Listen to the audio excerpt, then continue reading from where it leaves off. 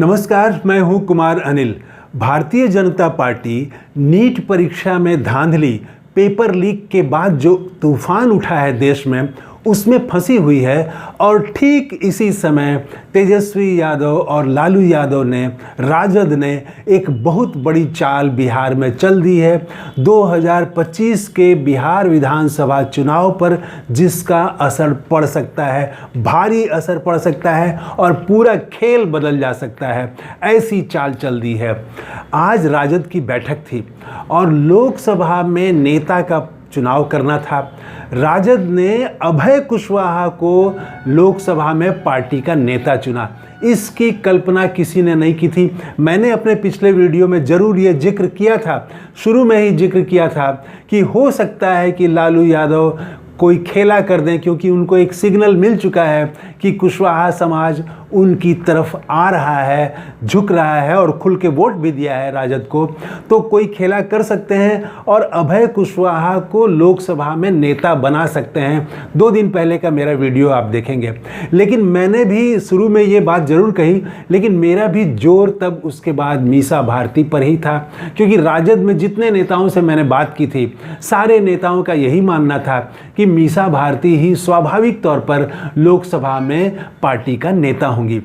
लेकिन आज लालू यादव और तेजस्वी यादव ने चौंका दिया बिहार की राजनीति को, और अभय कुशवाहा को पहली बार वो लोकसभा के लिए चुने गए हैं, उनको उन्होंने लोकसभा में पार्टी का नेता चुन दिया।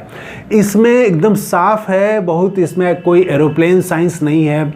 अभी अभी लोकसभा का चुनाव संपन्न हुआ है और ये लोकसभा चुनाव के पहले तक ये माना जा रहा था कि बिहार में कुशवाहा समाज जो है वो भारतीय जनता पार्टी की तरफ जा चुका है और राजद को वहीं वोट मिलेगा कुशवाहा समाज का जहां पर कि राजद का कैंडिडेट होगा।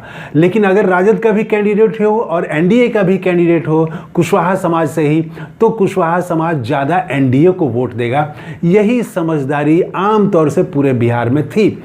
और इस बीच भाजपा ने सम्राट चौधरी को बिहार का डिप्टी सीएम बना करके एक कुशवाहा फेस खड़ा करने की कोशिश की, बिहार का सबसे बड़ा कुशवाहा नेता के रूप में उनको प्रोजेक्ट करने की कोशिश की। तो यही माना जा रहा था, लेकिन हो गया उल्टा।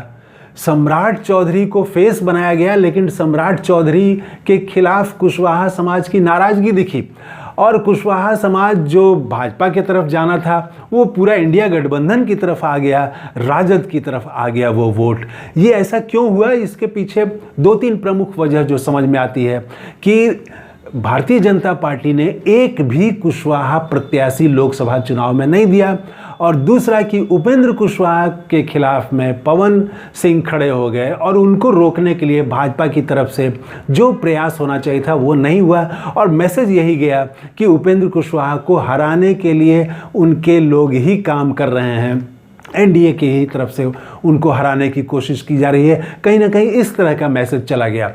तो ये 2 प्रमुख मुद्दे रहे और कुशवाहा समाज में व्यापक नाराज़गी हो गई। भाजपा ने पता नहीं क्यों नहीं दिया एक भी कुशवाहा प्रत्याशी, जबकि पिछड़ों में बिहार में जाति गणना अब हो चुकी है। पिछड़ों में यादवों के बाद सबसे बड़ी पिछड़ी जाति कुशवाहा है, और कोई पार्टी जो 17 सीटों पर चुनाव लड़ रही हो वो एक भी कुशवाहा प्रत्याशी नहीं देगी। ऐसा उसने कैसे सोच लिया, ये रिस्क कैसे ले लिया, ये समझ से परे है। हो सकता है भाजपा ने ये सोचा हो कि हमने सम्राट चौधरी को बिहार का डिप्टी सीएम बना दिया, अब कोई और पद देने की ज़रूरत नहीं है। हो सकता है ये सोचा हो, या पता नहीं क्या सोचा, लेकिन एक भी प्रत्याशी नहीं दिया। बहुत गलत मैसेज गया इससे, और इंडिया गठबंधन की तरफ कुशवाहा समाज का वोट साफ तौर पर दिखा, और एनडीए से, भाजपा से, जदयू से नाराज़गी दिखी। यहाँ तक कि जदयू के एक सांसद सीतामढ़ी के देवेश चंद्र ठाकुर ने तो कुशवाहा समाज पर चुनाव के बाद वो जीत गए, कुशवाहा समाज पर अपनी भड़ास भी निकाल दी।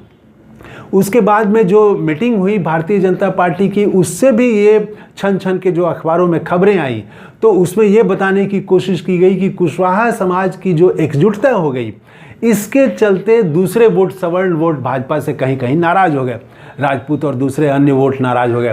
तो कुल मिला के कुशवाहा समाज ने चुनाव में भाजपा का साथ नहीं दिया और फिर चुनाव के बाद भाजपा की तरफ से, जदयू की तरफ से उन पर आरोप भी लगाया जा रहा है कुशवाहा समाज पर। तो कुशवाहा समाज और एनडीए के बीच जो ये रिश्ते में गड़बड़ी आई है, रिश्ते में खटास आई है, जो दूरी बढ़ी है, लालू यादव और तेजस्वी यादव ने इसको सही सही भांपा और भांप करके इन्होंने अभय कुशवाहा को खड़ा कर दिया, लोकसभा में नेता बना दिया। तो ये एक तरह से सम्मान देने की बात है। एक तरह से लालू यादव और तेजस्वी यादव ने एक सिग्नल दिया है, बिहार की राजनीति में कुशवाहा समाज को सिग्नल दिया है कि आप हमारे साथ जुड़ें, हम आपको पूरा सम्मान देंगे। ये क्लियर मैसेज दे दिया है राजद ने। और अगर कुशवाहा समाज का व्यापक हिस्सा जुड़ गया तो समझिए खेल बहुत बदल जाएगा। अभी तक जो राजद का जो मुख्य कोर वोट था वो यादव था, मुस्लिम था और दलितों का एक हिस्सा था, ये कोर वोट थे। इसके अलावा राजद को, इंडिया गठबंधन को अति पिछड़ों का, दूसरे समाज का भी वोट मिलता था, कैंडिडेट के भी हिसाब से मिलता था।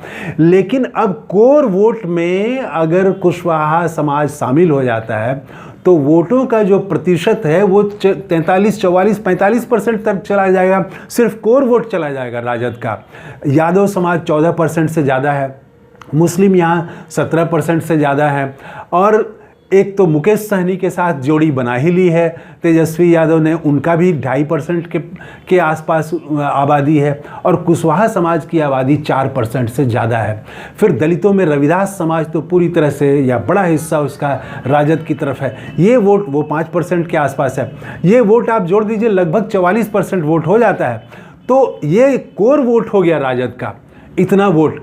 अब इतने वोट पर जब वो शुरू करेगा राजद और इंडिया गठबंधन जब शुरू करेगा तो समझिए कि 2025 का खेल पूरी तरह से बदल जा सकता है। भारतीय जनता पार्टी को तब शायद बहुत खुशी होती अगर मीसा भारती बन जाती, लोकसभा में पार्टी का नेता बन जाती, तब वो काफ़ी खुश होते, परिवारवाद का आरोप भी लगाते। लेकिन अब अभय कुशवाहा को बना दिया तो परिवारवाद का आरोप भी नहीं लगा सकते हैं। कुशवाहा के भी खिलाफ ऐसा कुछ नहीं है, अभय कुशवाहा के भी खिलाफ कि वो कुछ बोल सकें। अभय कुशवाहा की भी छवि साफ सुथरी छवि है, अभी यंग है, 52-53 साल की उनकी उम्र हुई है। तो उससे उनके खिलाफ भी भारतीय जनता पार्टी और एनडीए वाले कुछ बोलने की स्थिति में नहीं होंगे। तो ये राजद की तरफ से बहुत बड़ा चाल चल दिया गया है। सम्राट चौधरी की काट तैयार कर दी है राजद ने। उपेंद्र कुशवाहा के लिए भी संकट बढ़ गया है क्योंकि अब तो उपेंद्र कुशवाहा वैसे ही सीट हार गए और उनको हराने में तो उन्हीं के लोगों के बारे में कहा जा रहा है कि उन्हीं के लोगों ने हरा दिया, जो गठबंधन था उनका। तो जो भी हो, उपेंद्र कुशवाहा की राजनीति भी संकट में है। सम्राट चौधरी से कुशवाहा समाज नाराज है, जो लोकसभा चुनाव में प्रमाण मिला, उसके अलावा अब तो और कुछ नहीं कहा जा सकता है, तथ्य सामने है। तो राजद ने इस मौके को समझ के अभय कुशवाहा को सामने कर दिया है और ये बहुत बड़ा गेम चेंजर साबित हो सकता है 2025 के बिहार विधानसभा चुनाव में। अब अभी तक तो ये इस चुनाव में, आप 2024 के चुनाव में आप देखेंगे कि तेजस्वी यादव के साथ मुकेश सहनी लगातार घूम रहे थे, एक जोड़ी के रूप में घूम रहे थे हर सभा में ही। अब ये तीसरे आ जाएंगे, ये 3 तिकड़ी हो जाएगी, तेजस्वी यादव, मुकेश सहनी और अभय कुशवाहा। ये तीनों जब कैंपेन करेंगे और इसी के साथ राज्यसभा का नेता बनाया है, फैयाज अहमद को बनाया है राजद ने। तो मुस्लिम समाज तो इनके साथ है ही, उसमें मुस्लिम समाज में राजद के कई बड़े बड़े नेता हैं, राज्यसभा में हैं, बिहार विधान सभा में हैं, विधान परिषद में हैं, तो कई मंत्री रह चुके हैं। तो राजद में मुस्लिम नेताओं की कमी नहीं है, कई बड़े बड़े नेता हैं। तो ये जो 3-4 नेताओं की टीम जब घूमेगी, तेजस्वी यादव, मुकेश सहनी और अभय कुशवाहा जब घूमेंगे एक साथ, तो भारतीय जनता पार्टी का जो अभी तक बिहार में बना हुआ समीकरण था, याद रखिए मल्लाह समाज भी भारतीय जनता पार्टी एनडीए के साथ ही था पिछले चुनाव तक, लेकिन इस बार उसमें साफ बंटवारा दिखा मुकेश सहनी के कारण और मुकेश सहनी की भी छवि एक राज्य स्तरीय नेता के तौर पर बनी। तो ये जब 3 नेता घूमेंगे, सहनी, तेजस्वी यादव और अभय कुशवाहा, तो बिहार की हवा कुछ और ही होगी।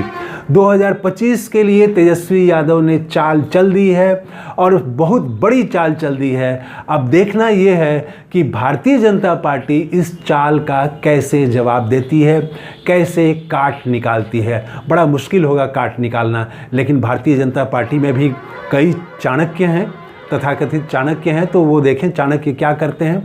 तो देखिए, बिहार में 2025 के लिए बिसात बिछनी शुरू हो गई है। तेजस्वी यादव ने एक चाल, बड़ी चाल चल दी है। अब देखें भाजपा की तरफ से क्या जवाब आता है। तो इस वीडियो में फ़िलहाल इतना ही। इस चैनल को आपने सब्सक्राइब नहीं किया है तो सब्सक्राइब कर लें, दोस्तों के साथ शेयर करें, लाइक करें। थैंक यू, धन्यवाद, जय हिंद।